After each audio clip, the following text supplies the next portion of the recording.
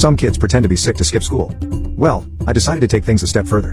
One night, while I was in 6th grade, I decided I really did not want to go to school the following day. Unfortunately, my mom was really strict about missing classes.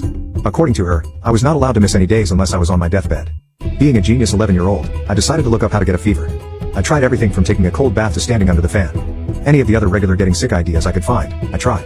Nothing seemed to be working. I did more research when I came upon a very promising tutorial. All I had to do was take a bath at the hottest temperature my bathtub would go and then stay up all night.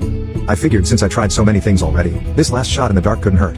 Boy was I wrong. I started the water for a steaming hot bath. It stung to get in it and my skin was getting red and irritated. However, at that time, I believed it was a normal sensation. In my mind, I convinced myself that I just needed to give my body time to acclimate to the temperature. Similar to how a cold bath becomes more bearable the longer you stay in it. Unfortunately, my body never adapted to the heat. Thinking back, it was definitely way too hot to be in, but for some reason I was determined to skip school. Miraculously, I survived the piping hot bath for 30 whole minutes. When I was getting out, I felt dizzy.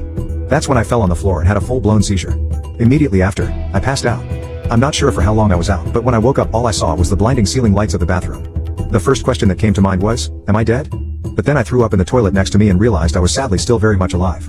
After coming to my senses, I had the most painful migraine imaginable.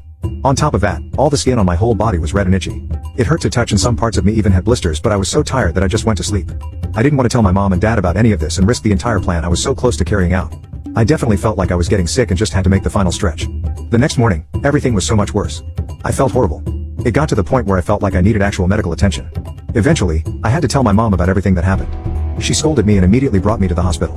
When we got there, the doctor informed us that I had given myself first-degree burns. Long story short, it was a very stupid idea, but I guess my plan did work because I didn't have to go to school for the next couple of weeks. I guess sometimes it hurts to be this much of a genius.